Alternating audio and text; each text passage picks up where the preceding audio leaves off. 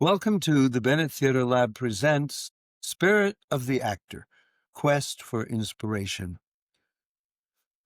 We're here to probe into the inner workings of inspiration in performing artists and all those who are associated with it. My name is Phil Bennett, and I'm the founder and artistic director of the Bennett Theater Lab, which was founded in San Francisco in 1976.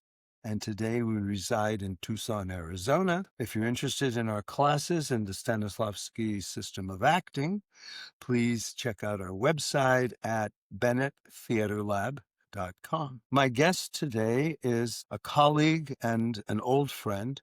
His name is Daniel Gamburg, and I'm going to read a little bit of his resume. Daniel has produced hundreds of videos, from commercials, PSAs, short documentaries, corporate and social media videos. He has received dozens of awards, including the Michael Moore Award at the Ann Arbor Film Festival for his best short documentary, Tispa and Wolf. Hope I pronounced that correctly this time. Daniel, welcome to Spirit of the Actor. What inspires you, and how did it all begin? So first of all, thank you for reaching out. And just so a disclaimer, I've known you since 1996. My goodness. So you can add up all the numbers. It's 2025 right now. So it's almost 30 years now. 30 years. Yeah. So I first met you in 1996. I took an acting workshop with Philip that turned into more of a directing workshop for me, that then turned into an artistic director position where Philip kind of handed me the reins to work with his actors. And then from there on, I asked for Philip's blessing to start a group called Bear Witness with my colleague, Michael Wool, who also Mike. studied with Philip. So the question was, what inspires me? Is that? Well, where did it all begin with you? I mean, when I first So met you, you told me about your childhood and yeah. the decisions you made. So if the objective of this podcast is to kind of talk about what inspires us, I always come back to the idea for me of connecting with the community and having purpose in my life. Like, that was always been something that was very kind of pulled at my heartstrings from my youth, is to be relevant in the world. Mm-hmm. That was the number one thing, and I remember even as a kid, "Why is the sky blue? Why do we fight? Why do people argue? Why isn't there more love in the in the air?" And, all those questions started to bubble up in a way where I wanted to connect with more people on the subject matter of why we are who we are and what we do. So, from a very young age, I've always had this feeling of epiphany about the world, or discovering something, like being alive, being conscious, having reason. Why are we all here? And part of that was me communicating and connecting with people about that. And then the concept of storytelling became the driving force between me connecting with people. Like, tell a good story, a story that is relevant, a story that's something about your life or something that happened to you that is universally, how would you say, a connector in a way, you Mm-hmm. know? So that has always been my North Star, as I would say, Mm-hmm.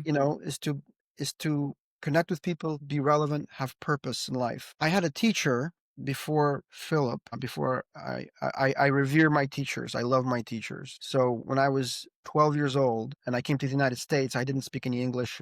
I was 9 years old when I came to the US. I struggled with the language. I didn't do very well in school. My math skills were greater than a lot of the American kids, but my English skills were horrible. I didn't speak any, and that became a very difficult time in my life. My parents found a tutor for me.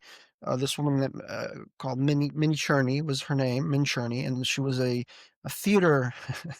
She was a theater teacher at a Jewish community center in San Francisco, and she said, "Okay, I'll help Daniel if he, in return, helps me around the house. Oh, wow. Buys, like, so that we'll have a little exchange." It turned out that she wasn't just acting teacher. She was actually a very seasoned theater director from Chicago who worked with Okay. Tennessee Williams, and she knew artists and filmmakers, and she even knew Nancy Reagan before she became Nancy Reagan. They were friends when Nancy Reagan was an actress in Chicago. So I didn't know any of this, but she saw this little Russian Jewish kid who didn't speak very well English, couldn't read very well, and she said, I'm going to help you out because I think you have something there. There's a spark there, something. I'm going to help you. And what she found out as she was trying to help me was that I was dyslexic. And I didn't know that. And she said, after a couple of years working with me and going through reading plays and Shakespeare and Death of a Salesman, I remember she had me read it out loud. And anyway, she really affected me. She gave me that thing where every kid should have, which is somebody who believes in you and doesn't give up on you, right? And sees the light in you. Because every kid has the desire to express themselves and be part of the world and not feel like they're left out. And that's what she gave me. And from there on, I became interested in theater and ideas. When she exposed me to these playwrights, Ibsen, she made me read um, the one where she slams the door and walks out, the play. Forgot the name of the play. The woman, a wife who says that she doesn't want to live with her husband anymore, and she Yeah, Hedda yeah. Gabler, or is it? No, They just made a movie about it. Doll's House. A Doll's House, correct? Yeah, yeah. She made me read A Doll's House when I was like My, 13 years old. my God. And I was like, okay, this is about this wife, and I don't know anything about women, but it really, really made me see and understand that world and the relationship between a husband and a wife, and the idea of autonomy, and the idea of freedom, and a freedom of thought. And I was just a kid, right, who barely could read. So that was the beginning of my education and the beginning of my sort of waking up to the world of plays and drama and storytelling, Okay. and then she made me read The Death of a Salesman, you know, and that my father actually knew, a dime a dozen, Russian immigrant Jew who read Death of a Salesman back in the 60s in the Soviet Union, and now his son is reading it with this theater teacher at age 14. So it opened up my eyes and opened up my heart. And from there on, I just wanted to be able to express myself. Many years later, I went to college. She had passed away. She had cancer, and I would come and help her out, and I would get her food. But as I got older, I stopped going to her because, I became a teenager. I became interested in girls. My voice got, deeper. I didn't want to be hanging out with an elderly lady. And she knew that, so she let me go. But many couple of years later, she called me up and she asked me to come to her house, and I did. And she took my hand and she grasped it and she looked into my eyes and she said, "Daniel, let's try and just remember how we met, and let's retell our memories to each other." And I'm like, "Why? What's going on?" And she's like, "Well, I don't have much time left, and I just want to reconnect with you and make sure Oh, that wow. we remember who we are and what we did and how much we loved each other." And then she would recollect how I would fix her kitchen cabinets and how I would struggle to read, and how she taught me the iambic pentameter for Shakespeare's plays. And Wow. I told her how I remembered walking her dog and picking up the big poops, you know. And then she said, "We will see each other again soon." And at that time, she had pills around the house. I knew something that definitely wasn't good. That she said she has cancer, and a couple of weeks later, she had passed away. And Mm, I didn't know how to feel. I didn't grieve her death. I I I kind of locked up, you know. mhm. So a couple of years pass, 2 or 3 years pass, and I go to college, and I took a theater class just to help me. I was taking film classes, but I want to take a theater class to help me sort of understand what acting is about, get me back in that place. Where did And you go? they asked me to do a monologue. My drama teacher had asked me to do a monologue from The Three Witches, When shall we meet? When shall we three meet again? In thunder, lightning, or in rain? So as I'm doing this monologue in front of the class, it froze up. I just went blank Mm. because at that moment, Minnie just came back. She came back to me, and I started to understand why she asked me to remember everything. Oh, Because what she was doing was she was placing herself into my being before she had died. She wanted me to understand and experience life as she's seen it so that it could help me. And I felt the love that I couldn't really accept at first envelop me in that moment while I was standing in my class, speechless. I understood who this woman was to me and how important she was to me. Like she lives inside me to this day. So I revere great teachers. I aspire to maybe someday do that for a kid, you know? That's why I love taking your workshop. Because when I took your class, I said, "Oh my goodness, it's Minnie as a man." Minnie in a man's body. Minnie in a man's body, like because you have the same qualities as Minnie did. She was a theater director. She believed in the super objective. She understood Stanislavski. She taught me how to understand and take apart plays. And then I met you, and I'm like, oh, I remember telling my sister, there's this acting teacher, Phil Bennett, and he reminds me of Min Cherney. And she's like, well, that's wonderful. Like, you should just run with it. Take his workshop. She probably directed you to where you needed to be. Can I make a comment about Please. something you said? It's astounding to me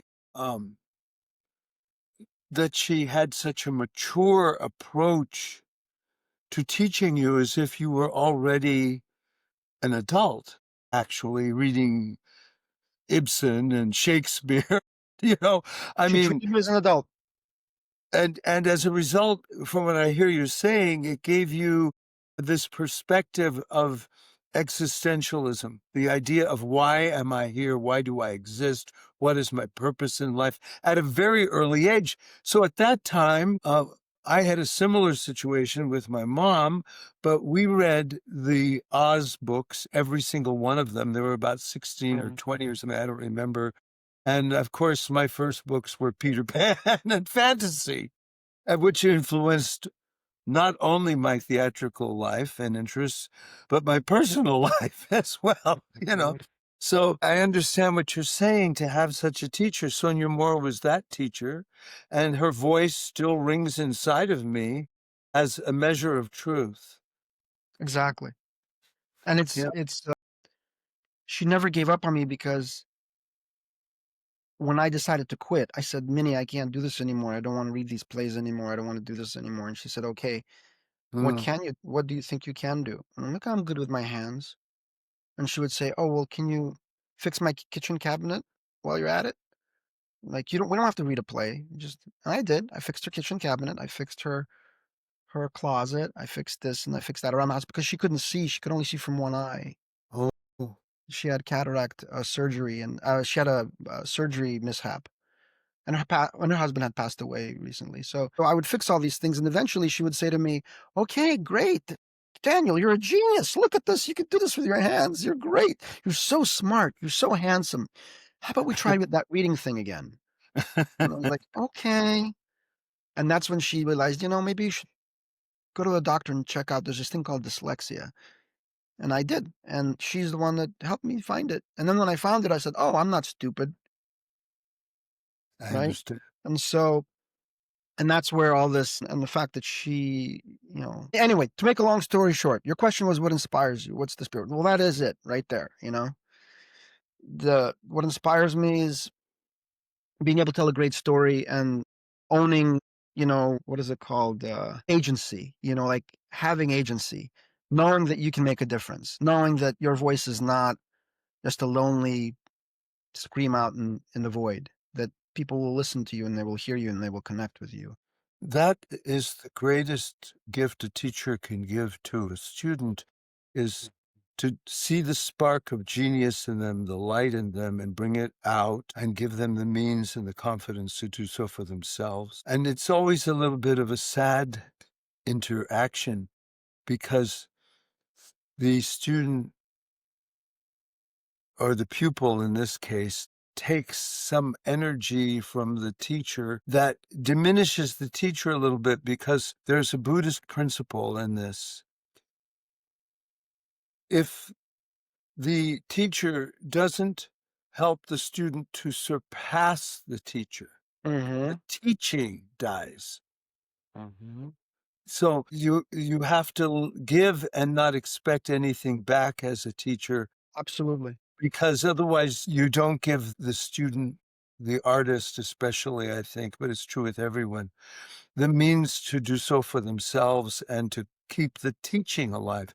Because the teaching, especially in Stanislavski, where there's so much misunderstanding, or in any great legacy of teachers in any field, is always distorted and misunderstood because people learn it in imitation rather than in discovery. Yeah. And it sounds like Minnie inspires Minnie, is it? Minnie? Then Her name is you'll make a Minnie film called, Trini. will you make a film called Minnie someday? Will Well, I that wrote a be short story based on, like, I just wrote an essay about my experience with her. okay? But I remember every single one of my teachers chronologically that I feel had affected me. You know, Miss Overdorf, my English teacher, Mr. Mhm. Fagarino, my marine biology teacher, Minnie, then Philip, and before you, Philip, actually, or in conjunction with you, is Jameson Goldner, my film teacher, who was an amalgamation of you and Minnie, and the common theme of a teacher, of a great teacher, because he would always say, "Your voice matters, Daniel. I don't care about your or what grade you get.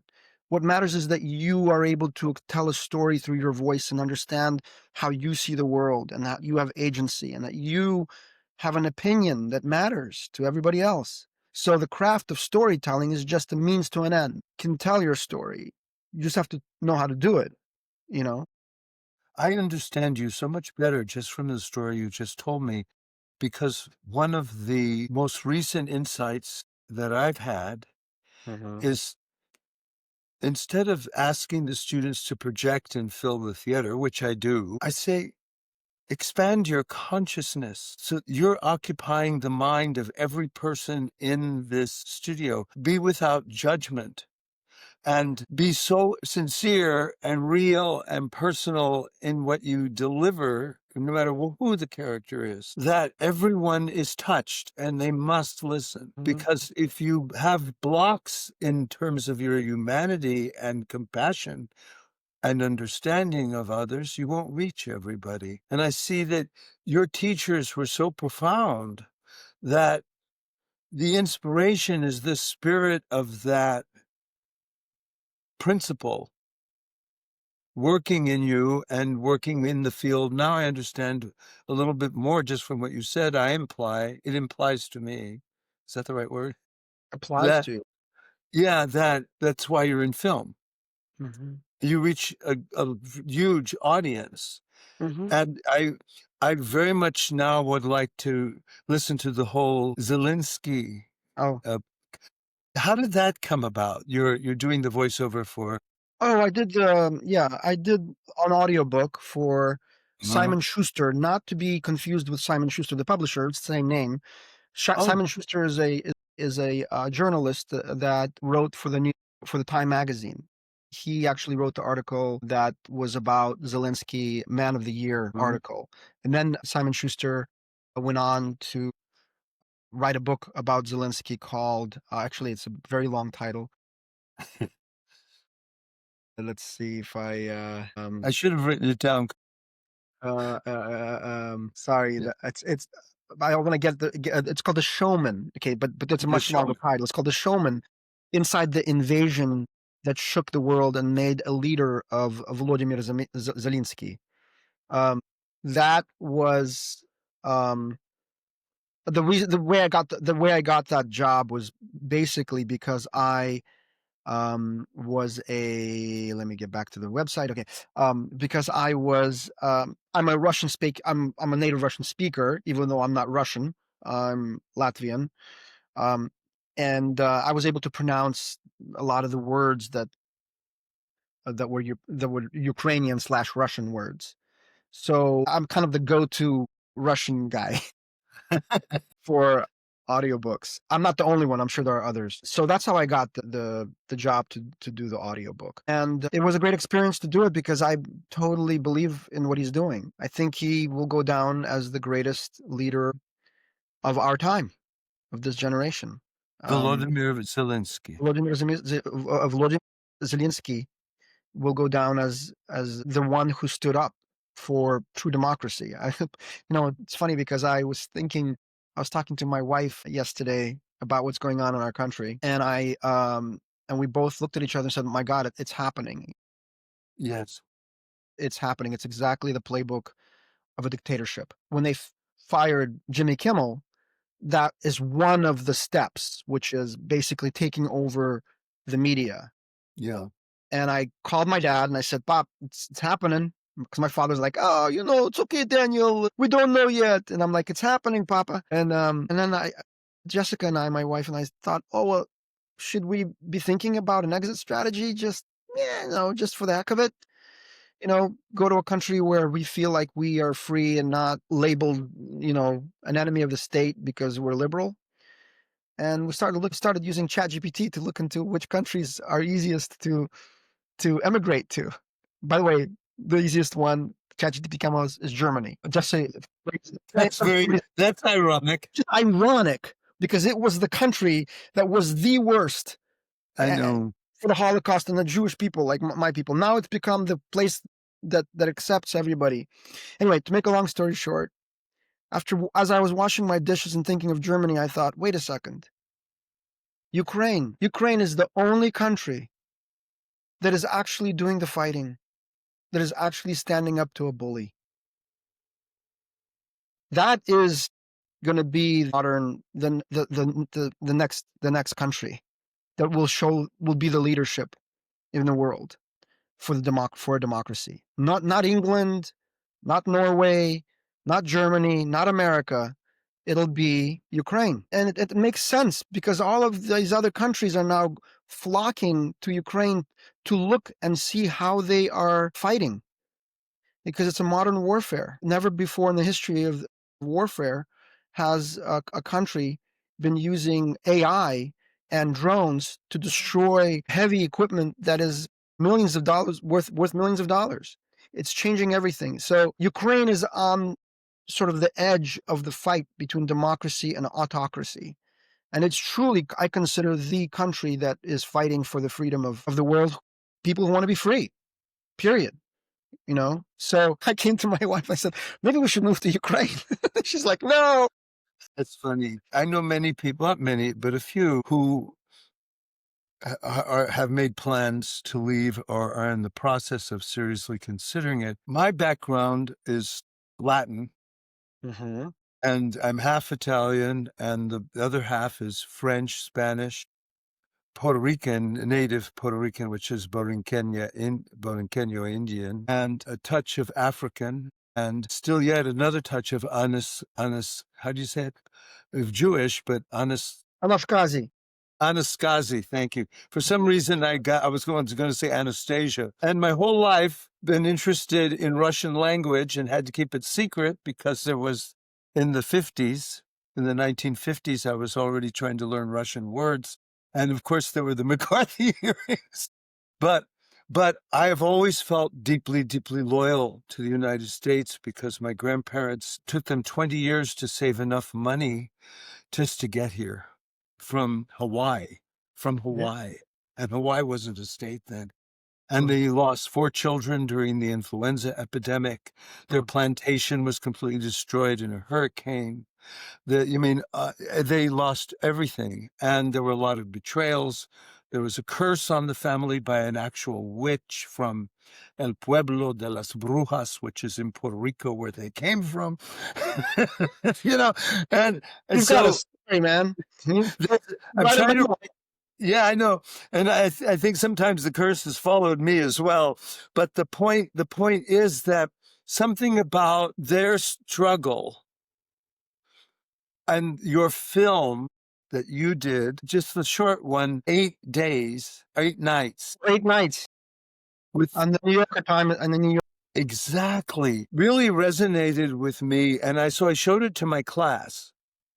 And I have a student who was born in one of the camps Mm, at the end of World War II. She's almost my age, but very, very, she's a professor emerita from the University of Arizona. She conducts tours for the Smithsonian to Greece. She speaks several languages, including mm. Greek and French. She was educated partly in France and partly in Cuba, and then came to the United Wow. States. And of course, it reminds me of my teacher, Sonia, who had to change her name because she and her husband had escaped from Stalin. And she was always so grateful to the United States for having given them refuge. I, so, so although I don't like the idea of living under an autocracy, I think that, and I'd like to know what you think about this. I feel also that I'm here at this time to be a positive voice Of and course. build a circle of support which is non-political but based in humanism and human values, which I think no matter what someone's political viewpoints are, we can all agree that we're just trying to do the best for our friends and our family and ourselves as human beings. So Daniel, when you were working on your projects, Hmm. what is your creative process? How do ideas emerge from you? Like, Well, like let me sort of broach the subject of I'm 8 nights. changing the subject, but No, no, no. it's Let's talk yeah. about 8 nights. Eight Okay. nights, which 8 was nights. 8 nights, which you can see in the New Yorker documentary series. Um, I initially told this story to my creative partner and collaborator, Benjamin Goldman, who's an animation director, producer, award-winning animation director, producer, does a lot of commercial work and very talented. And I have been working with him for over 30 years. Mhm. And we spoke about just the feelings that I was going through when this event happened, which is called 8 Nights. It's a short film. Go see it. It's only 5 minutes long. I told Benjamin about the story, and we were just talking about and discussing feelings. And this was during COVID. It was Uh-huh. lockdown. So we wanted to do something creative. We always talk about, hey, let's do something fun and creative. We like to we call it play in the sandbox, right? When you're a little kid and you're like, you're building a sandcastle. Yeah. So there's this playfulness. And Benjamin really likes to work that way. We kind of just banter about, throw ideas back and forth.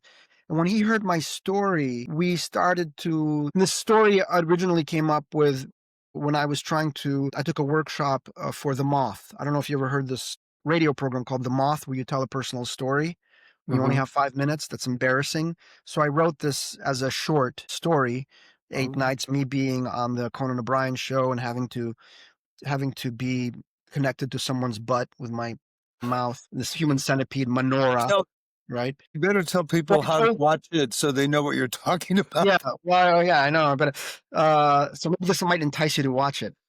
So basically, I told Benjamin, look, I have the story.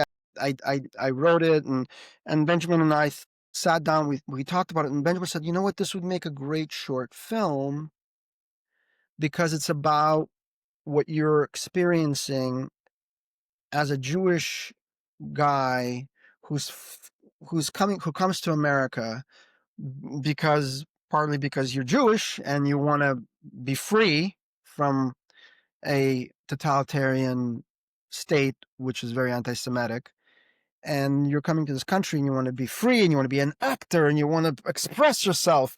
And then you put in this situation where it's extremely embarrassing, and your father is like, "What the friggin' thing are you doing?" So it's a relationship between your father and you, and embarrassment and your identity and your dreams. It's about something that everyone can connect with. You don't have to be Jewish to feel these things, you know? And it's funny and it's sad at the same time. Hmm. So Benjamin and I decided let's just have me tell the story on camera. And then Benjamin thought, okay, now let's work it so that we can jump into Daniel's imagination by using animated cutout characters that will help us to find the humor and the humanity in what he's talking about in an imaginative, playful way, Right. so that we can communicate this to a greater public. We did not know, we did not have any objective to show it on the New Yorker. This is just for us. We were just going to make a short film that expresses something that's personal and private, something that Benjamin also feels he's connected to, and that Mm. he can tell this through my story, and I can use, collaborate with him to tell my story, and people can see in my mind's eye what Russia looked and felt like, Latvia, Soviet Union at the time, what it felt like in my head with these black and white images, cutouts Mm-hmm. that give you a sense of, how would you call it, the aesthetic of that time in the mind of a boy, Mm-hmm. right? So that's the fun part. That's an inspiration comes from playing and being honest with yourself and saying, oh, well, does my voice matter? Does this story matter? Does anybody want to, why would anybody want to hear this story? That's the first thing that we always go through as creators. We're like, why would anybody want to hear this story? And the answer was because it's human and we're all human. And maybe in some way, Conan O'Brien, as much fun as he made about the subject matter, that wokeism and the whole thing comes and goes. But this became, we asked, we were wondering if Conan was going to respond to this. I'm sure he saw it. Not a peep, not a word, you know, Yeah. because I Well, it think was demeaning. It was demeaning at the it was same. demeaning, and Yeah. why would Yeah. Conan want to say anything about it, right? Yeah. Especially in this environment. Yes.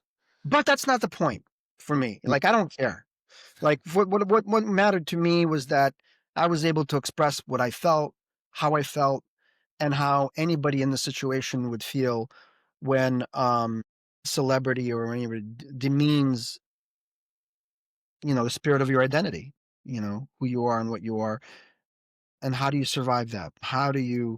Well, we survived it. We made fun of it. And yeah, right. And not only that, but you committed yourself to doing all 8 nights as one of the candles of Right. the menorah. Which is horrible, but I did because it was in the contract. I was young. I needed the work. I kind of just didn't think about that. Like, I didn't think about the gravity in the big picture until I sat back and really thought about it.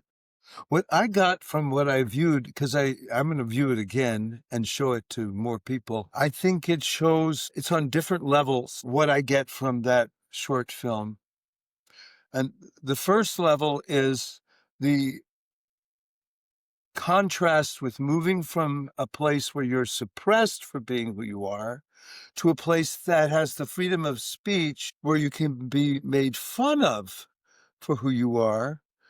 And not that I think that's any better in some ways. It's another form of suppression in certain ways, or oppression, rather. But it also shows how you're able to take that energy. There's a principle, uh, life principle that in Buddhism called Endoku Iyaku. It's Sanskrit, but I say it in classic Japanese because I don't know Sanskrit. I don't know classic Japanese either. I don't even know classic American. You said in classic English. But Endoku Iyaku means changing poison into medicine. It's Mm, not just taking lemons and making lemonade, because yes. that's easy, but Yes. changing poison, which are Mm, not lemons, into medicine is mm, the alchemy of spiritual growth. mm.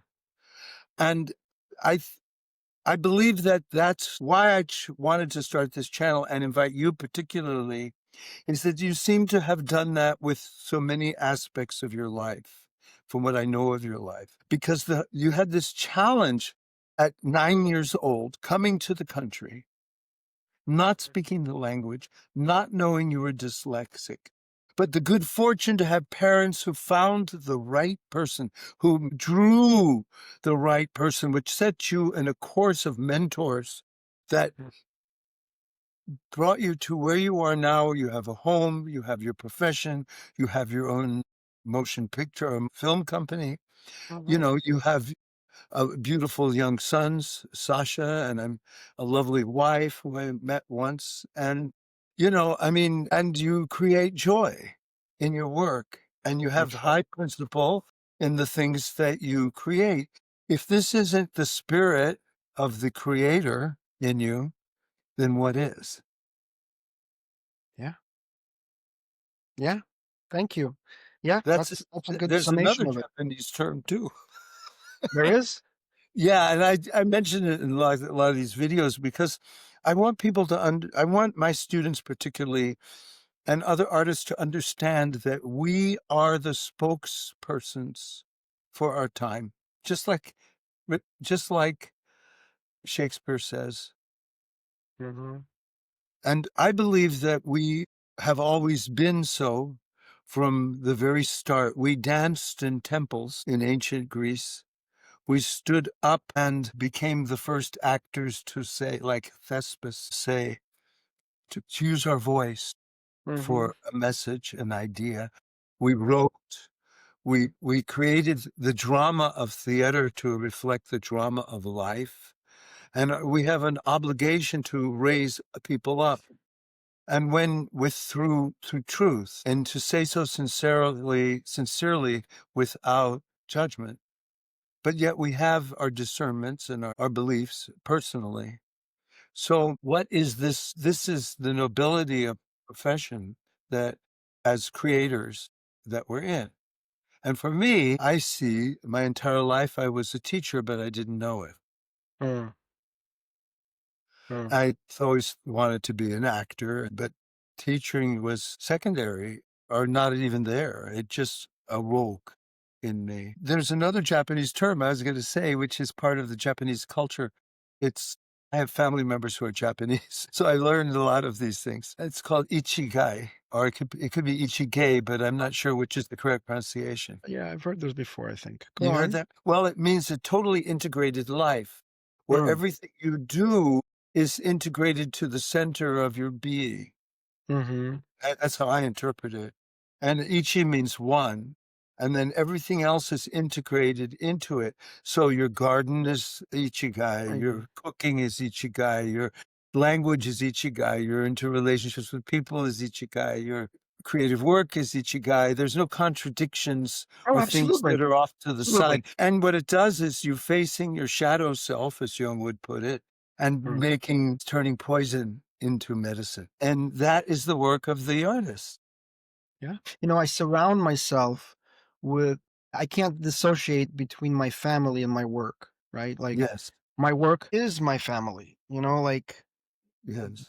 there's my grandmother, That's the whole, the one, everything is referenced back to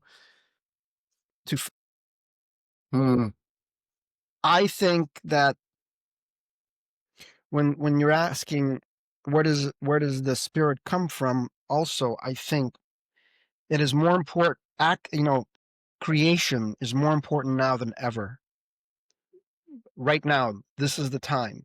You know, when someone like Jimmy Kimmel is silenced, when somebody like Stephen Colbert is taken off the air, that's when you have to step up. You have to speak out. You have to create. You have to tell a story. That is one of the greatest ways to fight tyranny. This is the moment. So when people say, I mean, right now, like something I always ask myself is, what can I do? What can I do besides fleeing to Germany?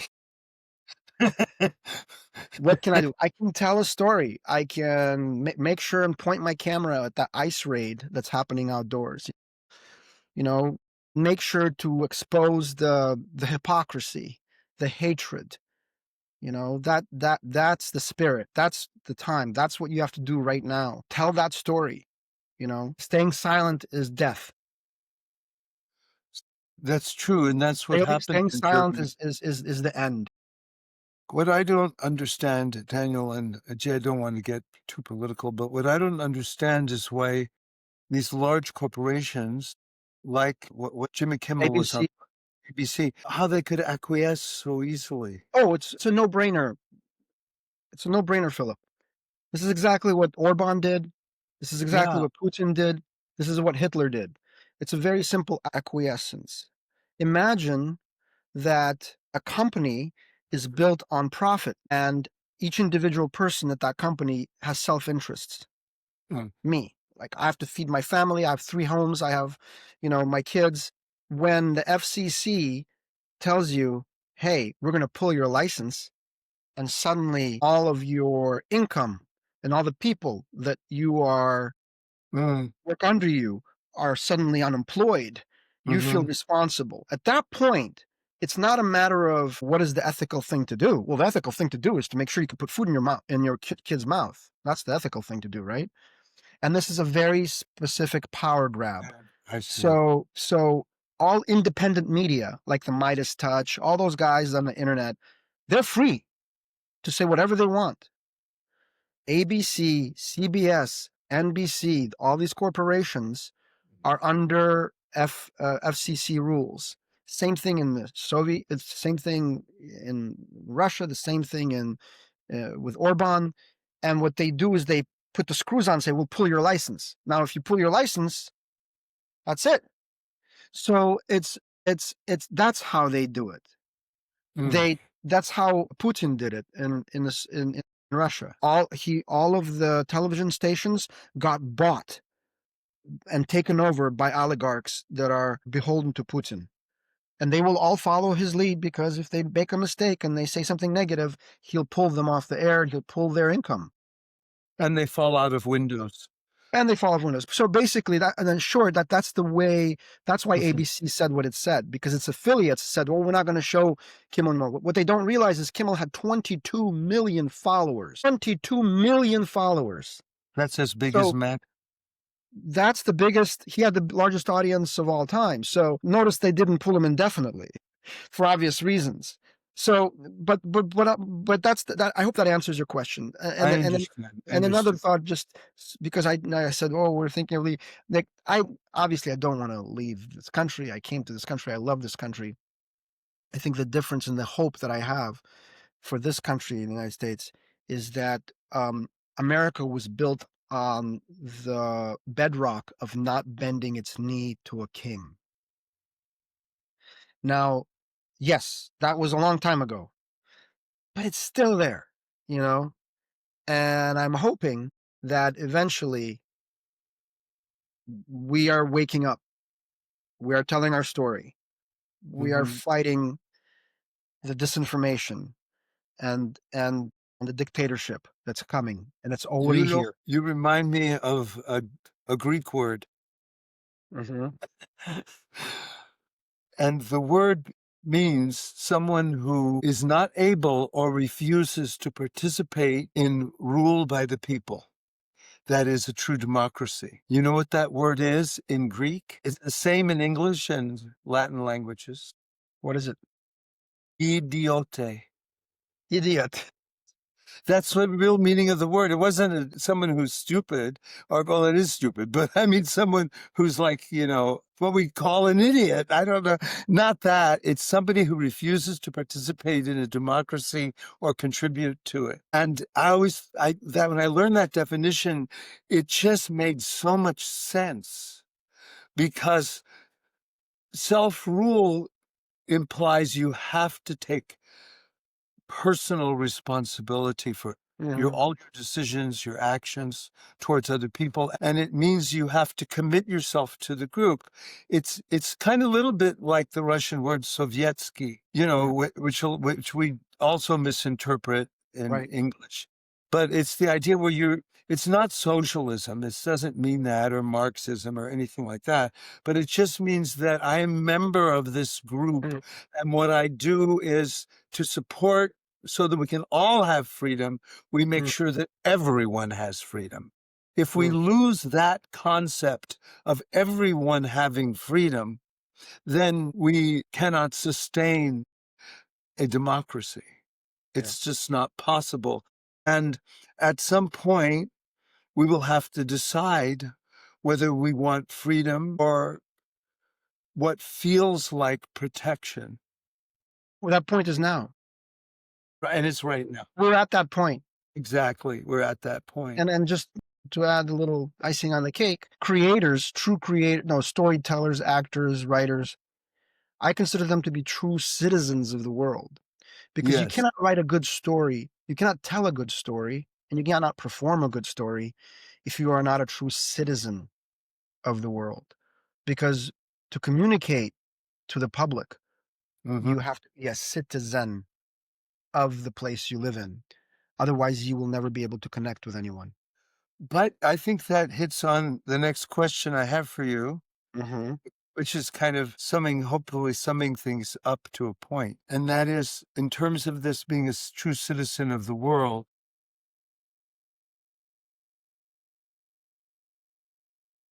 in acting particularly, there's a principle. And over the years, it has meant different things to me. Mhm. For instance, when Stanislavski says, love the art in yourself, not Mm. yourself in the art, the obvious interpretation is pretty clear. Mhm. But what is the difference between the self and the other self? And what is the difference between the art and the art? Because they're both words are mentioned twice. Um, Love the art in yourself, not well, yourself in the art. I think the simple sort of meaning for me is that I enjoy being able to tell the story not for the sake of getting attention for the story from the public. I enjoy telling the story because I have a fire in me to tell it, Okay. and and um, to tell it, to express my experience is a very creates an epiphany within myself and is a consistent stage of learning and becoming bigger and bigger and bigger in my spirit and myself. So, for example, when I realized that Minnie loves me and inside me, and what she gave me was an ineffable sense of love, Hmm. and I made that discovery several years after she had passed away, I felt it important that I write this story about what I experienced because first of all, it gave me meaning, and second of all, I felt like, you know what? It might give someone else meaning too, Hmm. or it might answer a question for other kids to Hmm. find a good teacher or a mentor, or to cherish the mentor and teacher that they do have and not take them for granted. So, to me, that's the definition of loving the art in me, owning and feeling and understanding why it is that who it is and why it is that I am in existence and cherishing that and loving myself, right? Like caring about me. Um, and then expressing that to the public so that they can also feel that sense of um, belonging and that we're all doing it at the same time. We're all citizens of the world, Okay. that we all feel pain. We all feel love and we all feel, violence if there is any, but we want to be better humans. We want to be better people in the end. And how do you do that? Well, you tell a good story that connects with the public and explains to them how they could feel good about themselves and what good qualities they have and magnify those, not to appeal to the anger and rage and division that we have in today's world, but to the love and care we have for one another, even if we disagree. Anyway, That's I can go on beautifully, and on beautifully, forever. beautifully put. Thank you very much. What's next for you, Daniel? That was beautiful. I really I'm appreciate it. working on a I'm working on a memoir, sort of a You're a jumping little off young. point. It's been a long process of writing many, many memories and short stories from my childhood to my adulthood, and a lot of it was a jumping off point from 8 nights from the New Yorker short that I did, and then uh, like the story about Minnie is there. My story of coming to America, my relationship with my father. Okay. So um, I'm writing it not for the. I'm writing it because I just need to get it off my chest. You know, I write and then I read some of the pages, and my wife, once in a while I'll say, why am I writing this? Who cares? Who's gonna want to read this stuff? And my wife reads it and she says, people will, when they read this, they will care because it's meaningful, your experience. So I'm like trying to create meaning. I also have a kid, so it's for him, it's for my son, so that he knows where his father came from and his father's trials and tribulations. Maybe it'll help him when he's growing up. You know, everything has always been family to me. I So feel the same way. I have pictures of my family around me, yeah, and there's only 3 of us left of the original family, which yeah. had dozens and dozens and Mm, dozens of people. And, I feel the same way. I feel that my roots of my ancestors are the source of my art, and I'm exactly. grateful, and I have an obligation. Yeah. Yeah, yeah. You Daniel, how can people reach you should they want to find out more about what you do? You can visit you can always shoot me an email, Daniel@enlightenedpictures.com, my company name. Daniel at Enlightened Pictures. Pardon me for interrupting. No Da problem. It's Enlightened, spelled Enlightened pictures.com. Thank Enlighten. Enlightened. Yes, Enlightened. I always have to spell it out because sometimes people misspell it. Yeah, I know. It's easy to like, I always Enlightened meaning enlightened by the light, yeah, exactly. which is Well, my company name. in the business of raising consciousness, we can only raise the consciousness of others to that level which we have already attained ourselves. And so it's a Enlightened. never-ending process. Hmm. There's no goal to enlightenment. It's just the process of letting go of the end result. By the way, you mentioned super objective. Hmm. I think I'm still trying to find my my super task in Yeah. life. I really appreciate this time, Daniel. It's been great catching up with you on this level, in this Mhm. medium, as poor as I am with technology, just We're trying doing to great. learn. And I really, really appreciate it. Thank you so much. And let's be in touch a little bit more often. And I also appreciate the fact that you came to my school in 1996, 96, 1996, 1996. and that you've stayed in touch, and also how ethical you were in your treatment of my own students when they graduated, and you trained them in film and directing and screenwriting, and how many different lives and careers you've influenced through that, through being our assistant artistic director and teaching, and all the other wonderful things you've done. Thank you so much, Daniel.